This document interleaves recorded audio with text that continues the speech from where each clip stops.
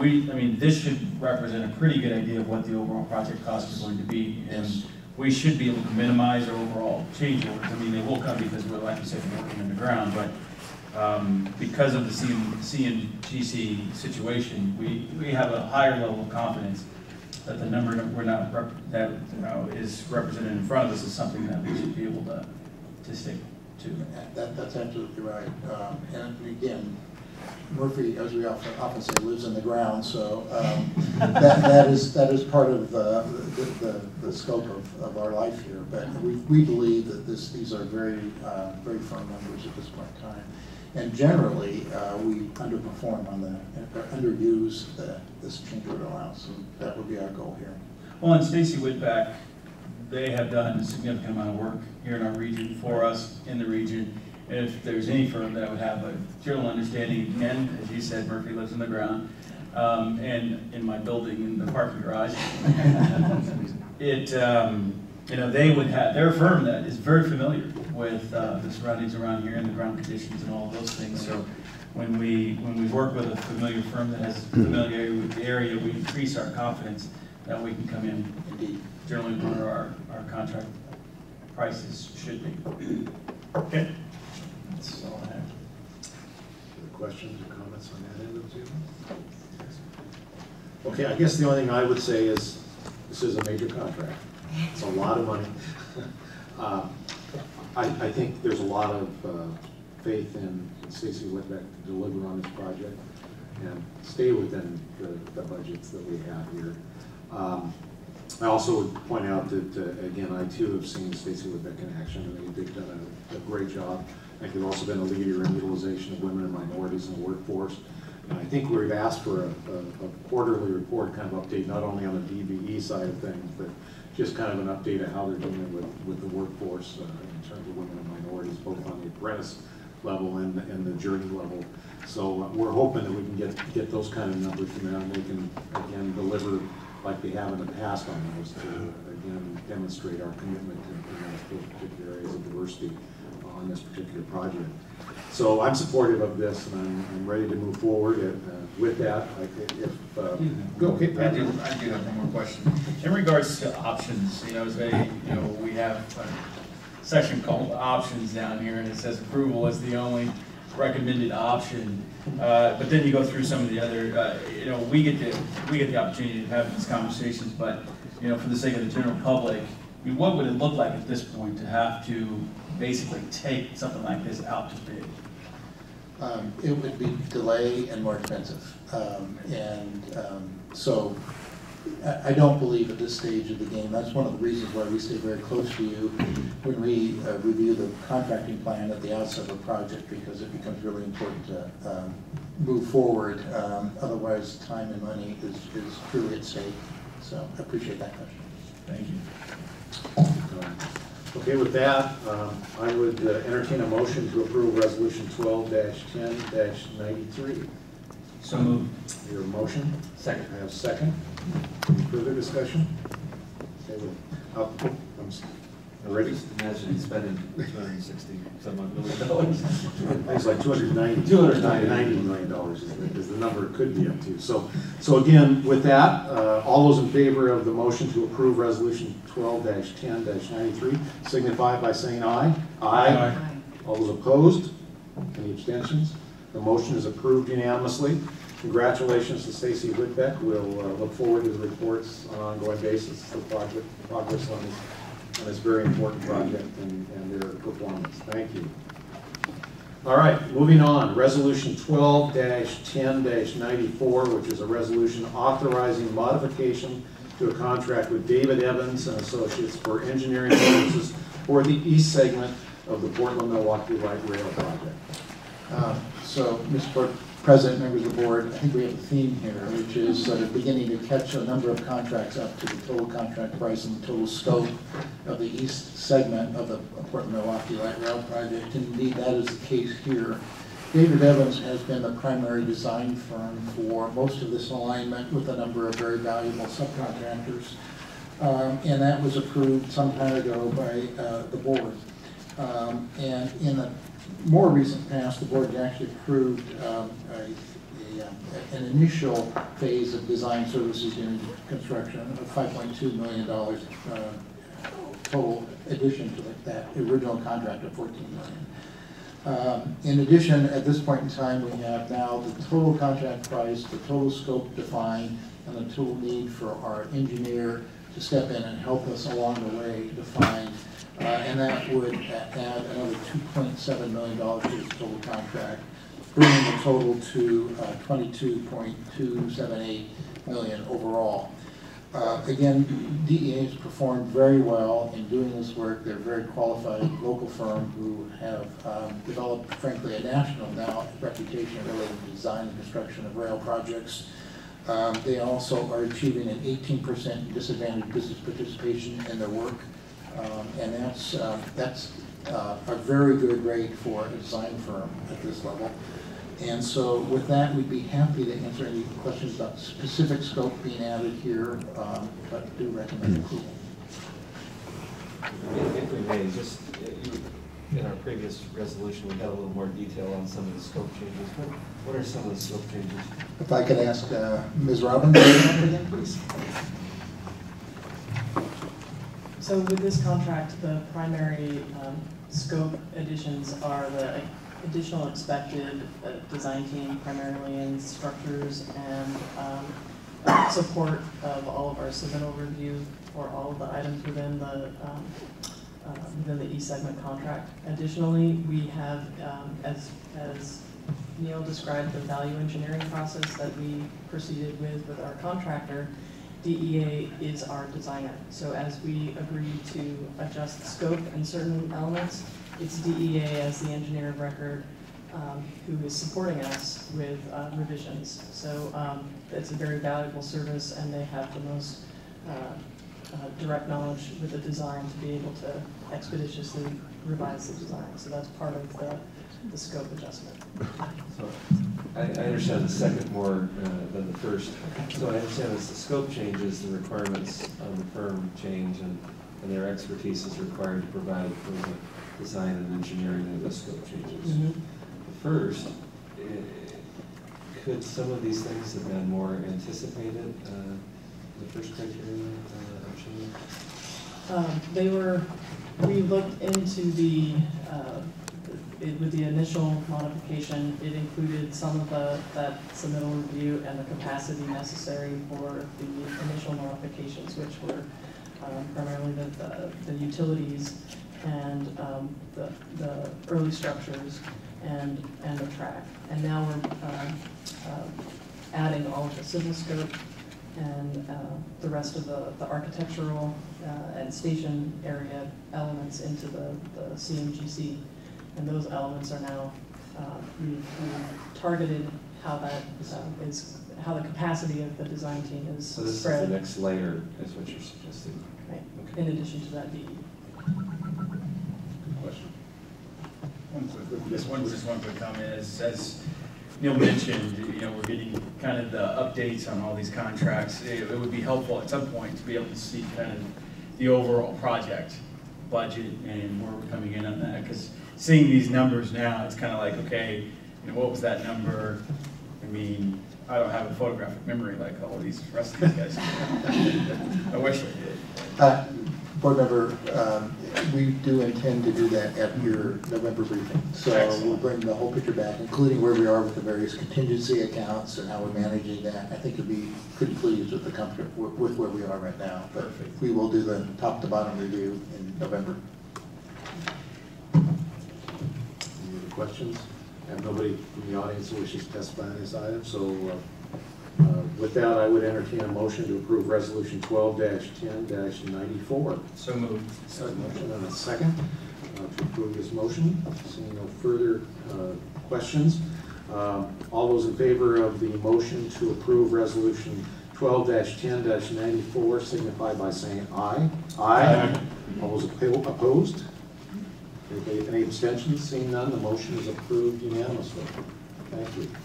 All right, on resolution, next resolution is 12-10-95, which is authorizing a modification to contract with Archaeological Investigations Northwest, Inc. for archaeological testing and monitoring services. And I would point out, I don't know whether you're going to mention that we do have a revised staff report that's in front of us. My understanding is the last paragraph on the first page was omitted during the copying somehow, so maybe you can touch on that, Mr. General Manager.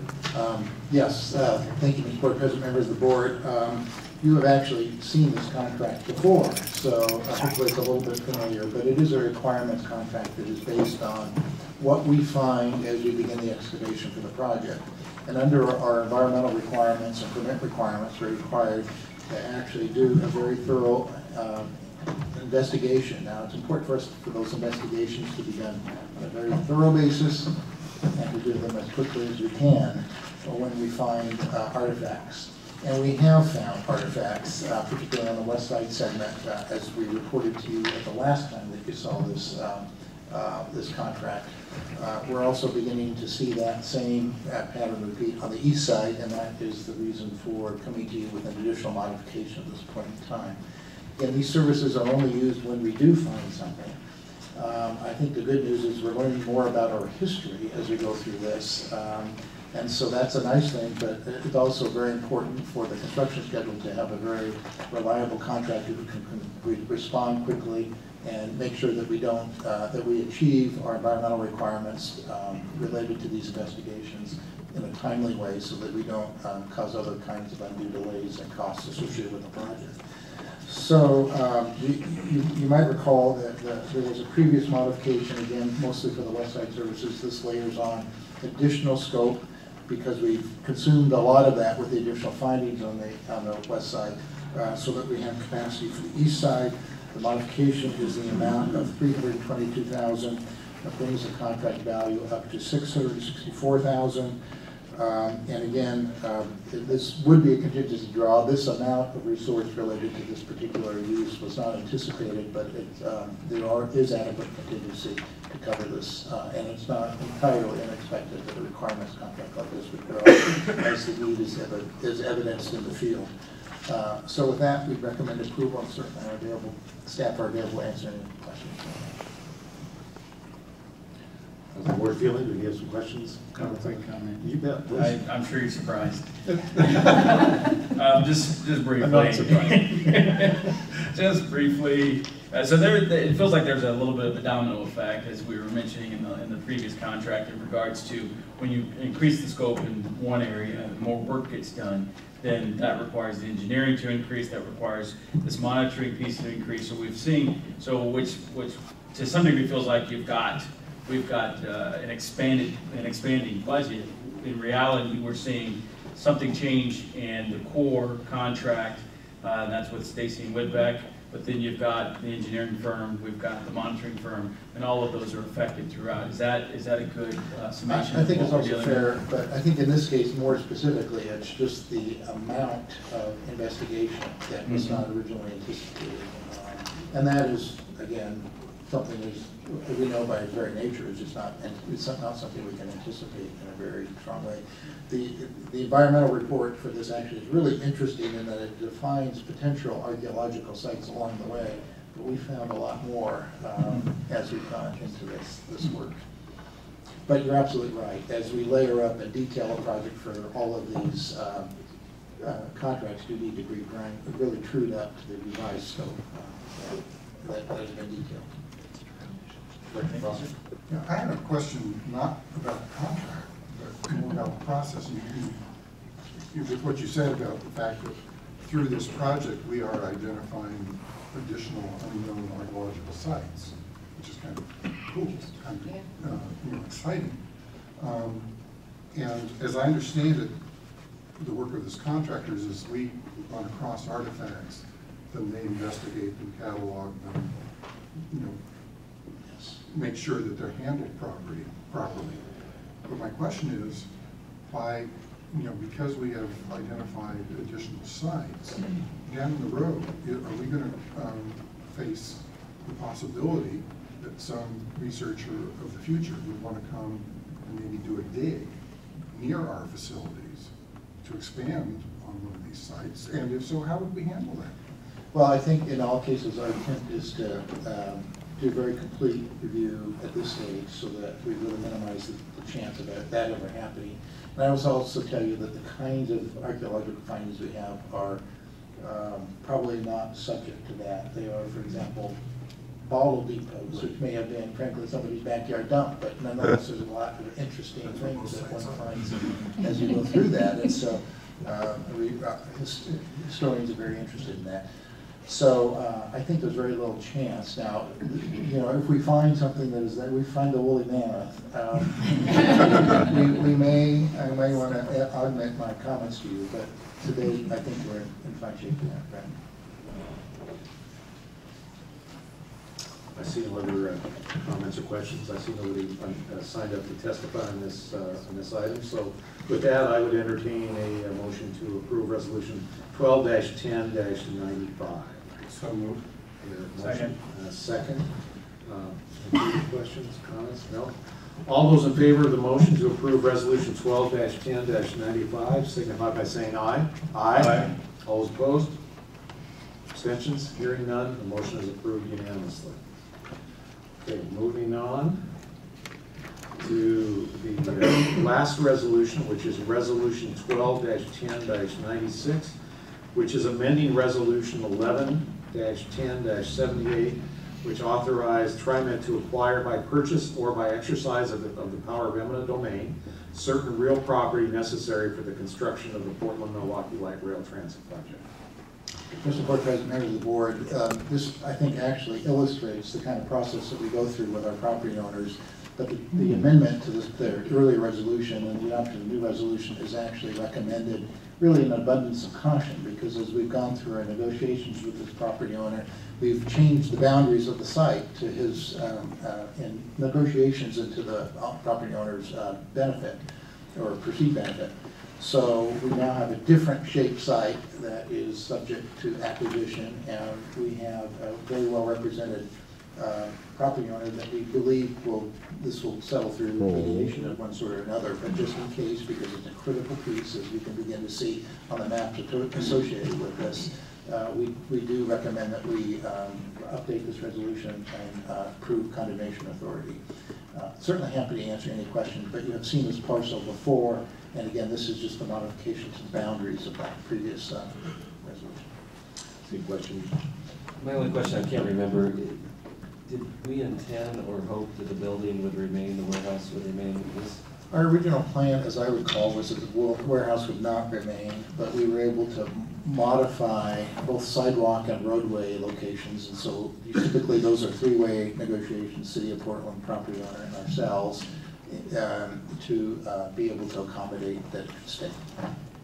So without getting in a public way to the details of the proposal, the property owner is quite advantaged. I mean, he has both the value of this potential offer plus the retention of the building. Yeah. So, and again, this begins to show you, I think, how we really try to accommodate our neighbors as we move through this, and work very hard to do that and avoid ultimate condemnation. So you're feeling good about it? All right. Good. Is there other questions or comments on this item? I see, is there anybody in the audience wishes to speak on this? I'm seeing nobody signed up. So with that, I would entertain a motion to approve resolution 12-10-96. So moved. I hear a motion. Second. I hear a second. Is there any further questions? Not hearing any. All those in favor of the motion approving resolution 12-10-96 signify by saying aye. Aye. Opposed? Abstentions? Hearing none, the motion is approved unanimously. All right. Now we move into ordinances. And looking at General Counsel, should I read the ordinances by title only, or is that your job? I'll read the ordinance by Okay. title, and I'll just note this is the first reading, All right. and this is not an action item Right. today. So ordinance number 325 of the Tri-County Metropolitan Transportation District of Oregon, TriMet, altering the district boundary and amending TriMet Code Chapter 3. Thank you. And is this an opportunity for anybody who wishes to testify for today also? I don't know that anybody has signed up for this. I see nobody. I just want to make sure that we Yes. provided that opportunity. So what you've heard is the first reading of an ordinance, which will be on our agenda in a subsequent meeting for second reading and ultimate adoption. I just want to make sure that people know this is an opportunity to provide us with input or testimony on this ordinance. Is there anybody in the audience that wishes to testify on this ordinance? Seeing none, then we'll... I would just note that this is an ordinance that incorporates the new boundary as a result of the boring withdrawal. So it's basically just a routine matter at this point. It's routine, but sometimes routine matters. Yes, So, both of those things, both routine and matters. question? Yeah, this is just clarification. We got the staff report in our packet. I noticed we have another copy of the staff report on the table in front of us. I would note that there was just a typographical error that related to a date, and so if I could ask Kelly, the second one that was distributed to you, I think it was also distributed to you by email, but the option is not to proceed. The change is under the option category. So one option would be to... I see it. Okay. Thank you. Thank you for pointing that out. Yeah. Appreciate that. Okay, so I guess I formally opened and closed the public hearing, so Yes. we're done with this item now, General Counsel, Right. for this time. So would you like to have the first reading of ordinance number 326? Absolutely same thing, first reading, no action today. It's ordinance number 326 of the Tri-County Metropolitan Transit District of Oregon, TriMet, amending Chapter 14 of the TriMet Code to revise the definition of net earnings from self-employment. And again, this is a routine matter. Again, this is an annual ordinance that we bring before you to dovetail our code with the IRS code. Thank you. And again, this is an opportunity for people to provide input to us on this ordinance. I see nobody signed up for testimony. Is there anybody here who would like to testify? Seeing none, I'll open the hearing, and now I'll close it, so we've done that formality. And now we'll move forward and I'm going to adjourn the meeting unless there's other items that the board would like to bring forward to this body now. Okay, the meeting is adjourned. We're now into our public forum, which is not part of the actual meeting itself. The people wishing to testify during the public forum are encouraged to submit their full testimony in writing and summarize their comments at the meeting. Public comment should be limited to 3 minutes per speaker. The number of speakers allowed to present depends on the number of people wishing to address the board and the time remaining on the schedule. What I have is 9 people who have signed up to testify to us on items not on the agenda. So what I'm going to do is call the first, I'll just call 2 of them up at the same time. So I have Chris Walker, who I see is here, and Lane Jensen. Ask you 2 to please come up. Chris, the floor is yours. Hi everybody, just wanted to make a comment about health as we're in the sick season. You know, everybody's catching this bug or that bug, and oftentimes, well, let's just chat about it. Monday I kind of looked right, and one of the drivers previously to the person who was driving me got sick, and so the driver, they swapped drivers, but they didn't swap buses. And so germs are everywhere, and people keep getting sick, and I'm just making sure that we clean the buses, and if somebody gets sick, we don't let somebody else who's not sick drive in the sick person's bus, or just making sure that we're clean and cleaning the buses really well inside and out so that we keep sick free. I mean, we all don't want to catch colds or bugs, so that's just my... Thank you, Chris. I appreciate your comments and concern. Lane? Thank you. Board Director, Mr. McFarland, come to you today with a serious issue that I have seen in the last few weeks. I'm the owner of a blog called Portland Transit Lane. I expose the untold stories of transit in Portland. One of the issues that I have actually seen in the last few weeks is the Portland Transit Mall. I've witnessed several times where police officers will be going down the Max Lane on 6th Avenue or on 5th, and there are bicyclists or vehicles, non-transit vehicles, within the bus lane or the Max Lane. Portland Police does not stop them. Nobody stops them, which causes issues for the buses. For example, I saw one of the new 3000 buses almost get hit from behind because of a vehicle that went into the bus lane, trying to get around traffic. We need to have more transit officers. We need to also have the supervisors being able to write citations for this, so this will stop, because this is causing major issues for bus riders and for drivers alike, along with MAX operators.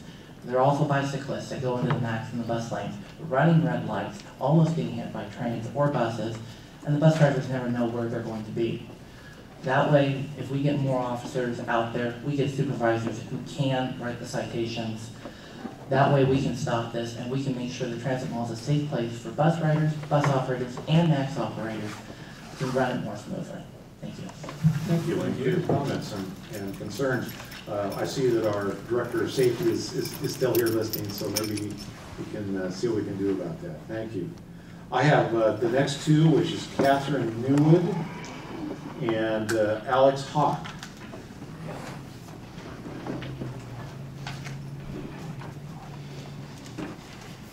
Catherine, I understand you want to talk about Ruby Junction and the 188th stop. I'm Catherine Nysa, President of the Rockledge Neighborhood Association, and I want to thank you for the invite to come today. I want to thank you for the improvements with the 188 MAX stop. Working with Harry and working with MAX Action has brought the crime down, and I want to thank you for that. We're still having some problems with crime on Ruby Junction, so when you brainstorm and talk about improving the MAX stops, I would like to have more lighting at Ruby Junction. And there are, one of my main concerns all the way from 162nd to 202nd, people are crossing the MAX line on Burnside in between crosswalks, and especially at night, it's really hard to see. A lot of it is happening between 188th and Ruby Junction when they're crossing from Rockwood Station to Jameson Square, and that happens a lot during the day and at night. And I don't know what we can do to improve safety. I hope Harry is still here. He is. Okay, but that happens a lot, and I don't know what to do about it, but that's my concern because of people possibly getting hit. Another concern that I have, a lot of complaints that I'm getting, is that the validating machines do not work. I've rode the MAX since I've lived here in Gresham 3 times, and I live close to the 172nd stop. 2 out of the 3 times validating machines did not work. I've gotten complaints that the new 188 MAX stop, the validating machines do not work at the new 188 station. I understand there's 2 validating stations at each side. One person went to ride the MAX, and 3 out of the 4 were not working. And so you did mention, replacing the machines. You did not. Are you also replacing the validating machines? We're rebuilding some of the validating machines, yeah. Okay, constant problem. What was the other one?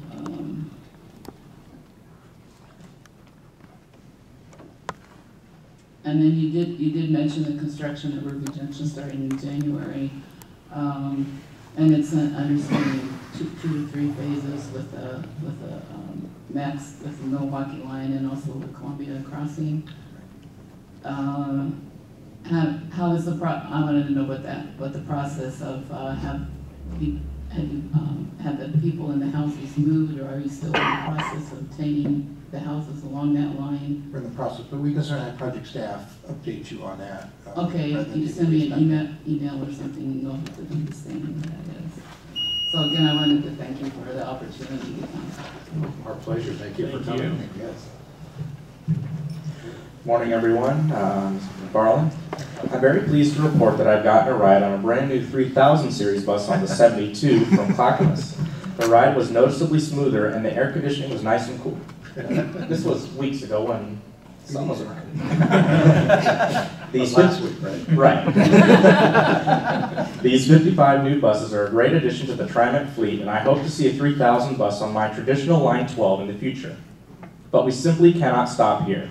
There are too many old buses at TriMet that are in service well beyond their retirement age. To me, giving only some bus riders a low-floor AC bus is not fair to the rest of the riders that do not. Anyone who has ridden in one of these old buses during the summer months knows that these rides are not pleasant. It's unhealthy for riders and especially unhealthy for the operators. In my opinion, TriMet needs to apply for even more Federal Transit Administration grants to help get new buses. These old buses are getting expensive to maintain, and I think it would be in TriMet's best interest to put maintenance costs of these old buses into new buses. Bringing maintenance costs down by retiring these ancient buses will save TriMet money. While these new Gillig 3000 buses are quite nice, I've got a proposal for a new type of bus that I believe will increase ridership and encourage ridership. These buses in question are the Alexander Dennis Enviro 200 single-decker bus and the Alexander Dennis Enviro 500 double-decker bus. These buses are sleek, low-floor, kneeling, and are air-conditioned and would lower the age of TriMet's bus fleet, which would encourage ridership by offering modern amenities desired by Portland area commuters. One of my friends and I were waiting at the 5th and Hall 94 stop when we were passed up by two 94 buses, both of which were full. These buses, by the way, were the very old 1800 flexible Metros. We finally opted for a 12 bus, which was a 2100 bus, which later died at Barber Transit Center. We caught another 94, which was an old 1400 bus at Barber, but my friend was 40 minutes late getting home. The 94 is a very heavy route and always seems to get the old bus curse, I like to call it, in which old, unreliable buses are being put on heavy capacity bus lines and never seeing anything different. This is a major problem, and I think these Enviro 500 double-decker buses will reduce crush load for high-capacity bus lines, while at the same time having a lower breakdown rate due to it being newer than a 1400, which is older than me. And both buses had manuals and data sheets that are not written in Hungarian like the Crown Icarus. Articulated buses that were such a disaster. One problem I might see with these double-decker buses would be the max catenary on the Portland Transit Hall. From what I know, a single Siemens S70 light rail vehicle is 12 feet tall. Assuming the pantograph is higher than 2 feet, there's no question in my mind that these buses would increase ridership and be perfect for Portland commuters. The Enviro 200 is a single-decker, low-floor, kneeling, air-conditioned bus which has a sleek look and inviting interior. I picture one of these buses with a new TriMet color scheme, and I think it would be a perfect addition to the fleet. As with buses, they are cookie cutters, so they can be fashioned in any way you want them. TriMet can choose to keep the current seating arrangement or go with the standard Enviro seating arrangement. People seeing a double-decker bus in use by TriMet would increase and encourage ridership greatly. I encourage TriMet to put out a bid, including double-decker buses, and hope to see the buses mentioned win the bid. Thank you for your time, and I hope to see you on the bus. Thank you. And here are some pictures of both buses, and if you'd like, We'd love to see them. We'll get them out to everybody. Yes. Thank you. Thank you, Alex. The next two I have are Mike Levine and Keith Schultz.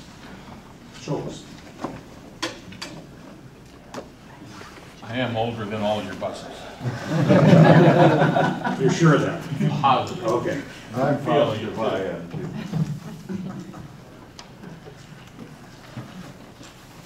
you pass these out to board members, please?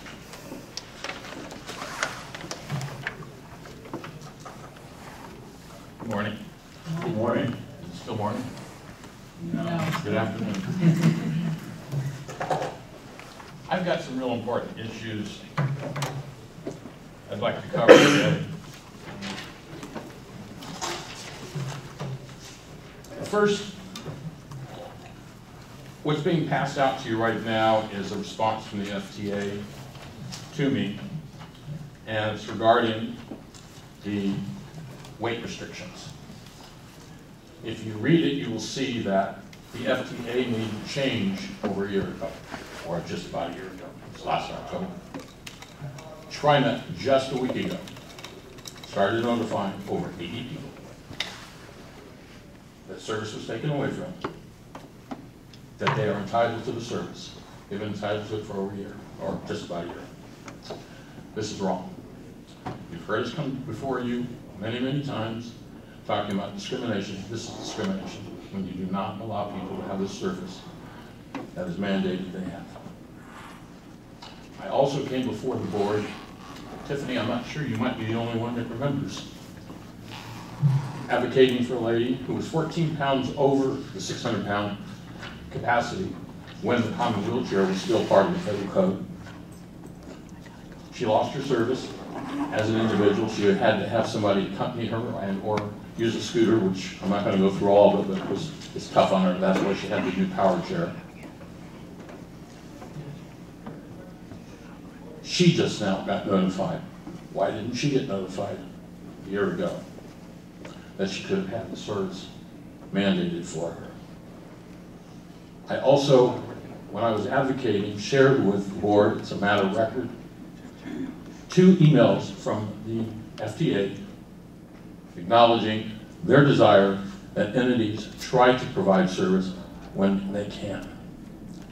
I also shared the name of a woman from the Civil Rights Division of the Federal Transit Administration that I spoke with that said the same thing. The service that is now being reinstated is on the same buses. Some of them are newer, but some of them are the same buses.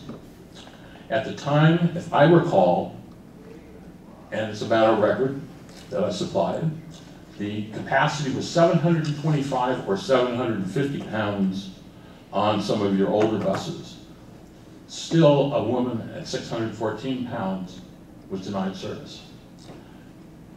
The list of excuses which I also provided to you, including groaning buses, groaning lifts, excuse me, as a reason that it was impossible to deliver the service, but yet you're going to be delivering the service today. What was that term you used about Romney?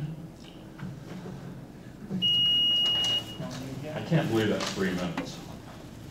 I've got to just cover this one other one because this board should be aware of it.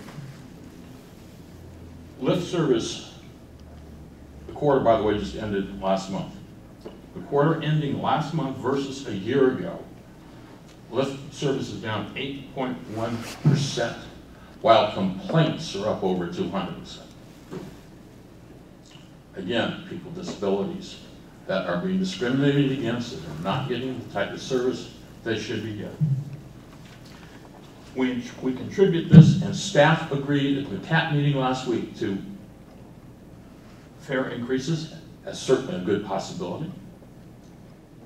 Cuts of hours of service in certain areas. Staff agreed that's a good possibility. And I'm saying, which staff didn't comment one way or the other, denial of service, such as I've been talking about with the weight constrictions. I have a lot more, but thank you. Thank you, Michael. Good comments. Okay, mine's a little shorter, but yeah, good afternoon. I'm Keith Schultz, representing Opal and those of us who depend on TriMet for transportation. Thanks for holding this meeting out here in Gresham. I was able to get here on TriMet using a bus and a Max in less than a half an hour instead of the hour and a half that it took to take the trip to downtown Portland. And I have had the opportunity to ride in a few of the new 3000 series buses. I do like the new lighter interior colors. And I would also like to comment on service cuts and fare hikes. Since I found after listening to Jared's testimony a few minutes ago about the budget crisis and it's been partially alleviated, I'd suggest increasing frequency on buses and Max. And I'd also suggest you would take another look at Opal's campaign for a fair transfer, which would extend transfer times to 3 hours and unlimited after 7 p.m. Thank you. Thank you, Keith. Appreciate your time. Cameron Johnson, and Brenda McSweeney, please.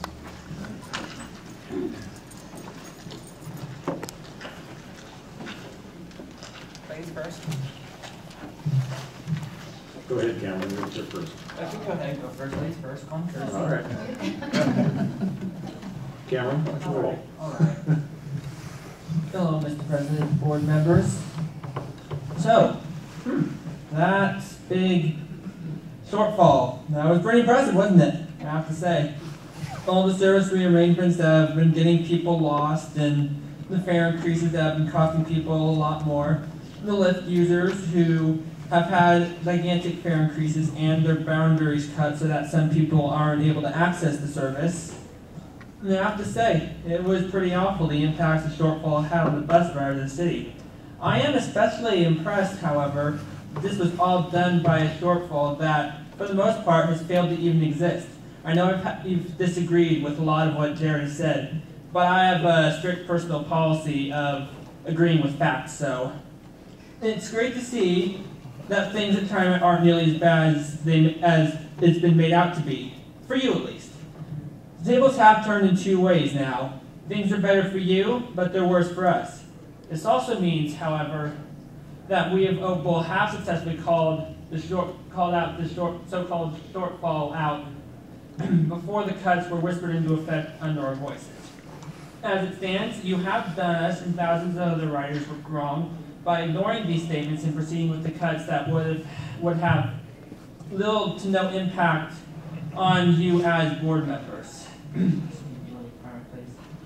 As my hope is that you will consider giving us writers back what is ours, the service you've unnecessarily taken, the value of the transfer that keeps deflating, and the wrongs that your limited research has done us.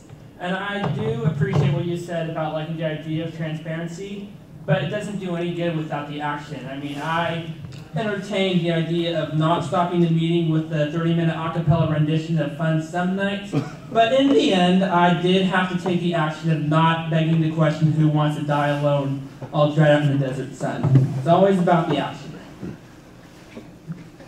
Let me find my place. It is great that things are better for you, but it's not for us.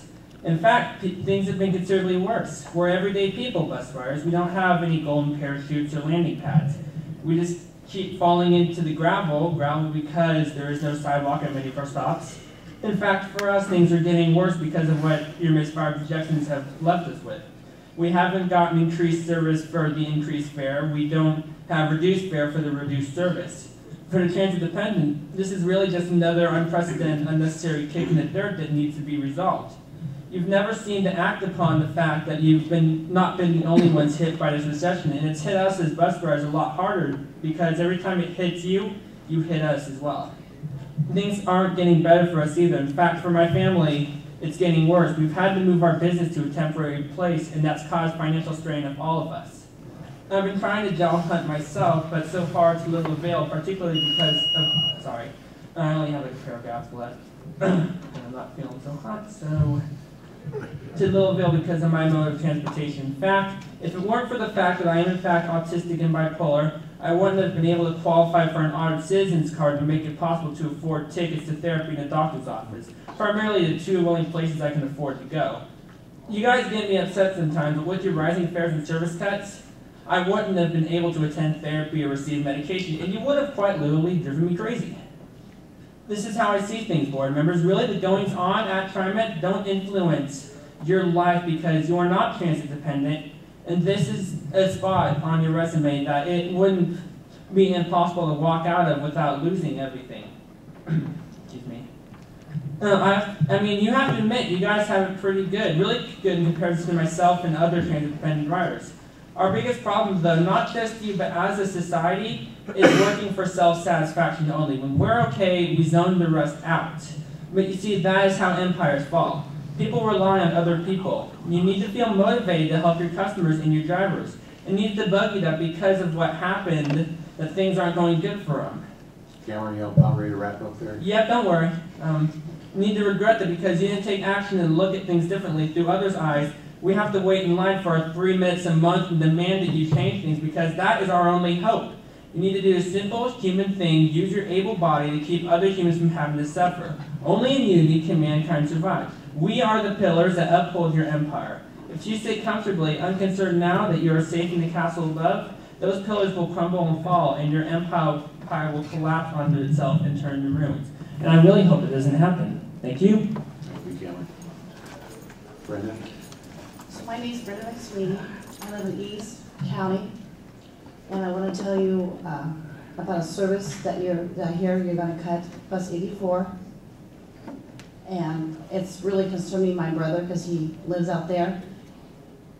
And I hear you're gonna cut it in January of next year, and it's gonna go to 282nd.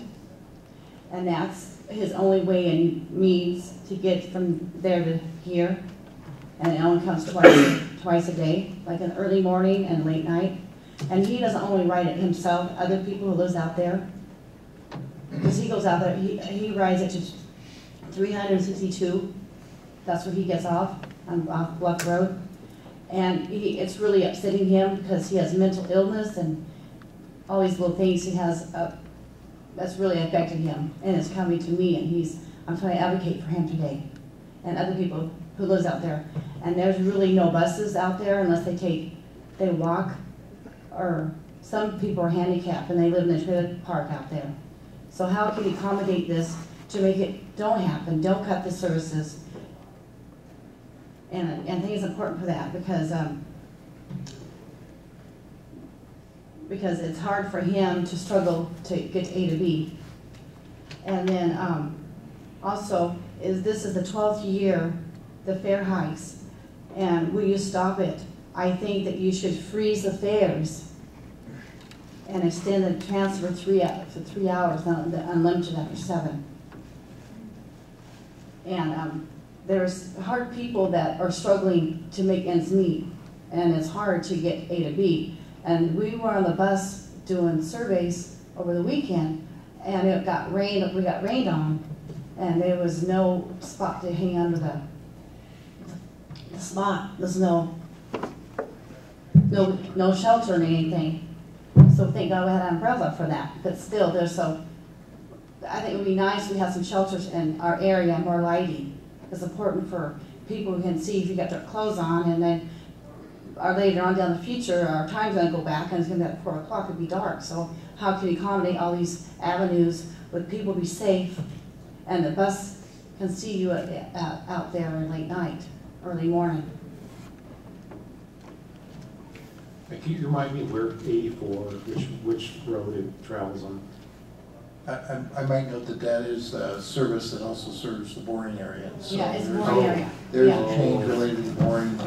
Yes, it's 84 Boring. Yeah, because it goes from Gresham Transit Center, and it goes all the way up to 202nd, all the way out to Bluff Road at 362nd, so he gets off the bus.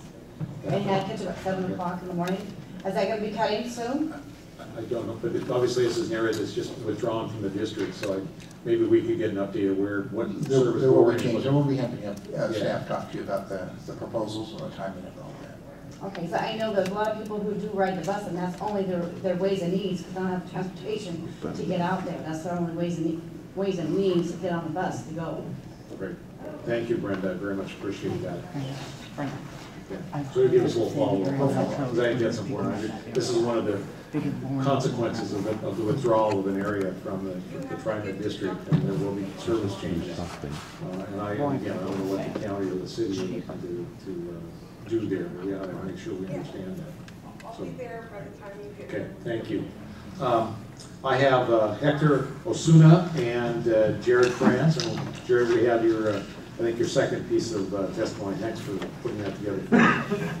Hector, nice to see you again. Nice to see you, all of you. Hopefully you enjoyed your summer now that we're in winter time. So again, my name is Hector Osuna. I'm the lead organizer with Opal Environmental Justice Oregon. And first, I just want to give you a round of applause and lots of kudos for having a meeting out here in Gresham. I think the first time I provided public testimony as an Opal employee, I mentioned to you guys the importance of public participation and having meetings in different places where TriMet provides services. It provides all around the Portland metro area. This is, I think, a good start, and I encourage you guys to keep doing this. And